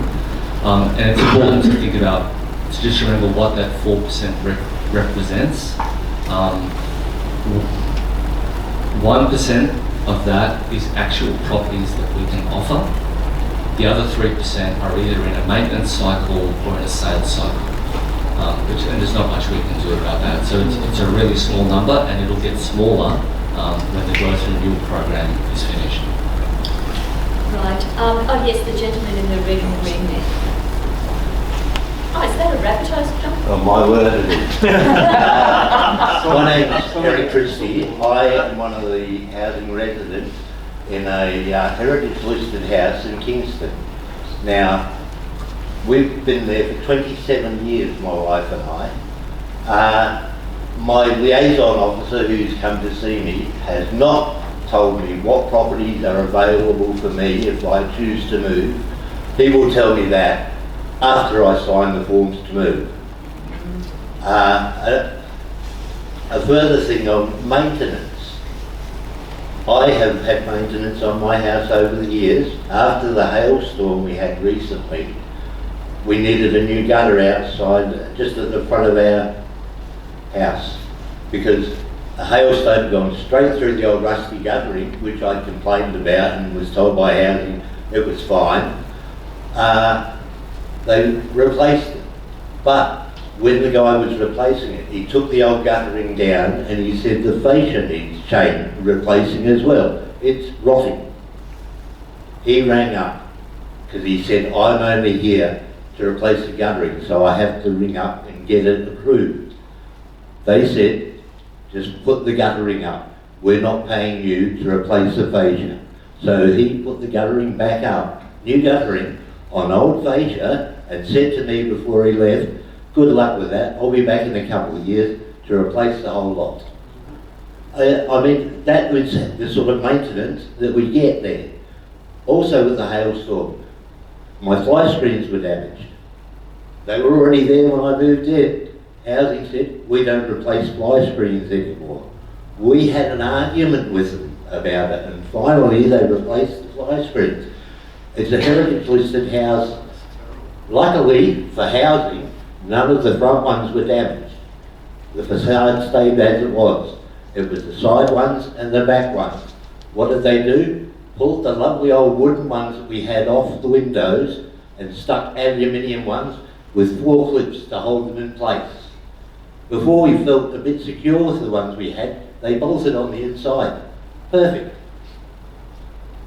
I've kept the old ones in the shed for when you guys did decide to sell the house, the new owner could have the option to put the old ones back. Because I stopped the guy from saying, no, I'll just drop them in the trash. That's the approach that we're seeing. And we had to fight. We got into the place, we had threadbare carpet, we had paintwork that the painter, when he did come, 10 years later said, oh, this place hasn't been painted for about 40 years. They'd moved a heater in my lounge room from the wall there into the hallway. One of those little square electric ones. I could see the old 40-year-old paint underneath, a big square of green paint on my beige wall, and a hole in the wall where the thermostat was. So, sorry, your question to... Well, my question is, why did my liaison officer then say to me, oh, the house isn't fit for purpose and it's costing too much for maintenance? When the maintenance wasn't getting done properly in the first place, then you say, that's the reason why you're moving us? Sounds pretty crook to me. Thank you.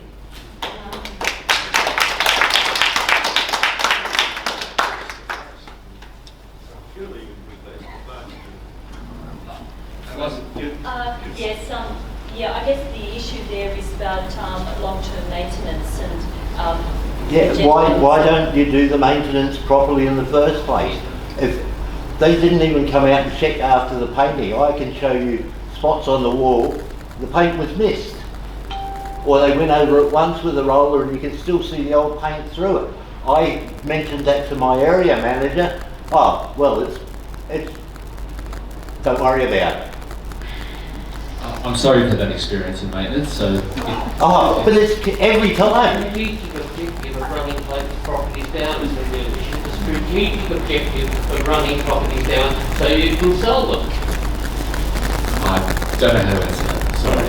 Oh, I'm sure you don't, and I'm sure nobody in your government will either. I go back to what I said before. If we're assuming an intent here or a conspiracy, I just can't speak to that. So well then, why are you moving every single public housing person in a heritage listed house down there out, except for a couple, one that's under the NDIS, so you've got no say over that one anymore, and from what I can gather, the other one's a domestic violence situation. To be fair, and nobody is driving intent, bad intent. I haven't seen a public servant who gets up in the morning and says, I'm going to do something bad today. No, it's their policies. They don't. That's right. Yes, it's the policy, it's the framework that they have, and it's the funds and the priorities that the government has. So, it's within that framework, and the framework here is development. That's what they're doing. Yes. I would not ascribe bad intent. But one point I would make is the whole reason why the government funds organisations like Actors is so that they can get feedback when things are not working. That's what we do with health. They call us. We tell them where it's not working, and then we worked together to fix it. We did it with the vaccination program, we did it around the outbreaks of COVID in public housing. We've done it around child protection, where we've worked together. Why does Housing ACT not listen to us when we tell them things are going wrong so that we can work together to make things better? And that, I think, is one of the other fundamental problems, apart from there's a lack of trust also. They don't listen to tenants and they don't listen to the community sector. And that must change if we want to have better outcomes. Thank you. I think we're really, there's one last question and then we really have to finish because it's nearly 9 o'clock and I was going to have a time to yes, I know. Yes, Mark, did you, there's a lady behind you who was first and then you, and can we make them quick please because we really have to wrap up at 9. Yep. You've got the script? Yes.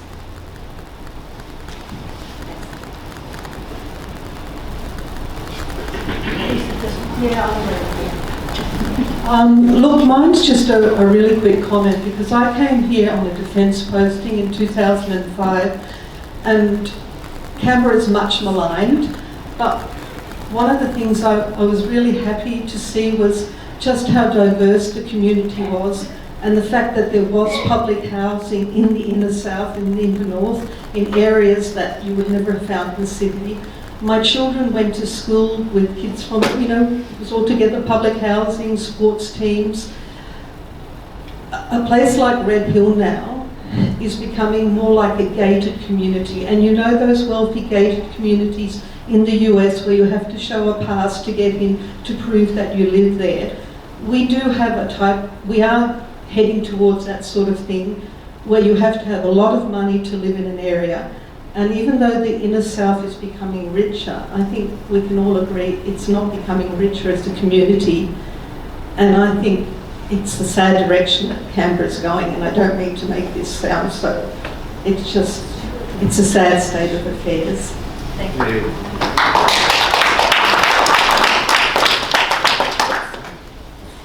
Hey team, Mark Parton, Shadow Minister for Housing. I want to congratulate Emma and John and Carlin for having the courage to stand up and call out what is clearly bad policy.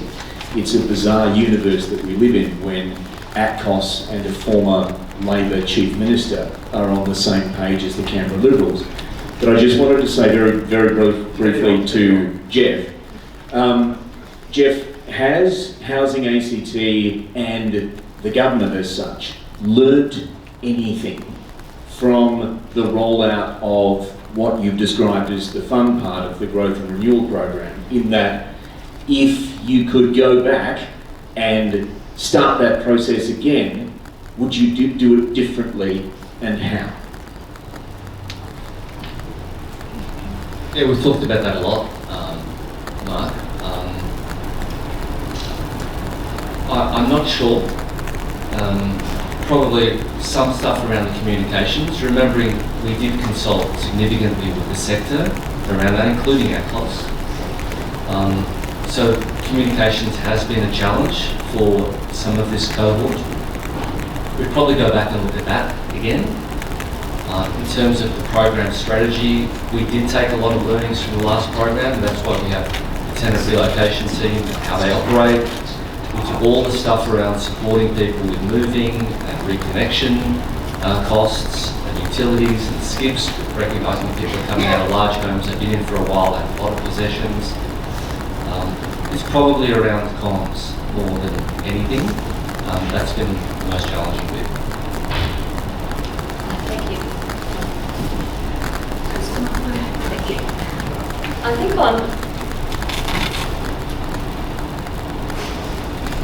on that note, I'd like to thank the speakers we've had tonight, and I think you've made this evening a very, I think informative, but also I think you've provided us with a lot of issues to mull over, and I think certainly from the point of view of the ISCCC, we've got a draft district strategy that we've developed. We had a survey of our community at the end of 2019, early 2020, to find out what our community valued about where they live and what they'd like to change and what they'd like to preserve. And we've subsequently done on the basis of that and other consultations, have a draft or a district strategy. And so we'd like to actually look at that again in the context of the sort of issues that we've discussed tonight, and have a look at what we need to refine in that district strategy, because we want to be ready when the government comes to us with the draft Inner South district strategy that the government has put together. We want to have had an opportunity to talk to our community and be ready when the government comes with their district strategy. So thank you very much. You've been very helpful in better informing us and the community, both people in the room and also the people out there who are watching it on YouTube. And I'd also like to thank Bill again for running the audio-visual technology for us, and I'd like to thank you, all the audience here and on YouTube and Facebook, for participating in our forum tonight. Thank you very much.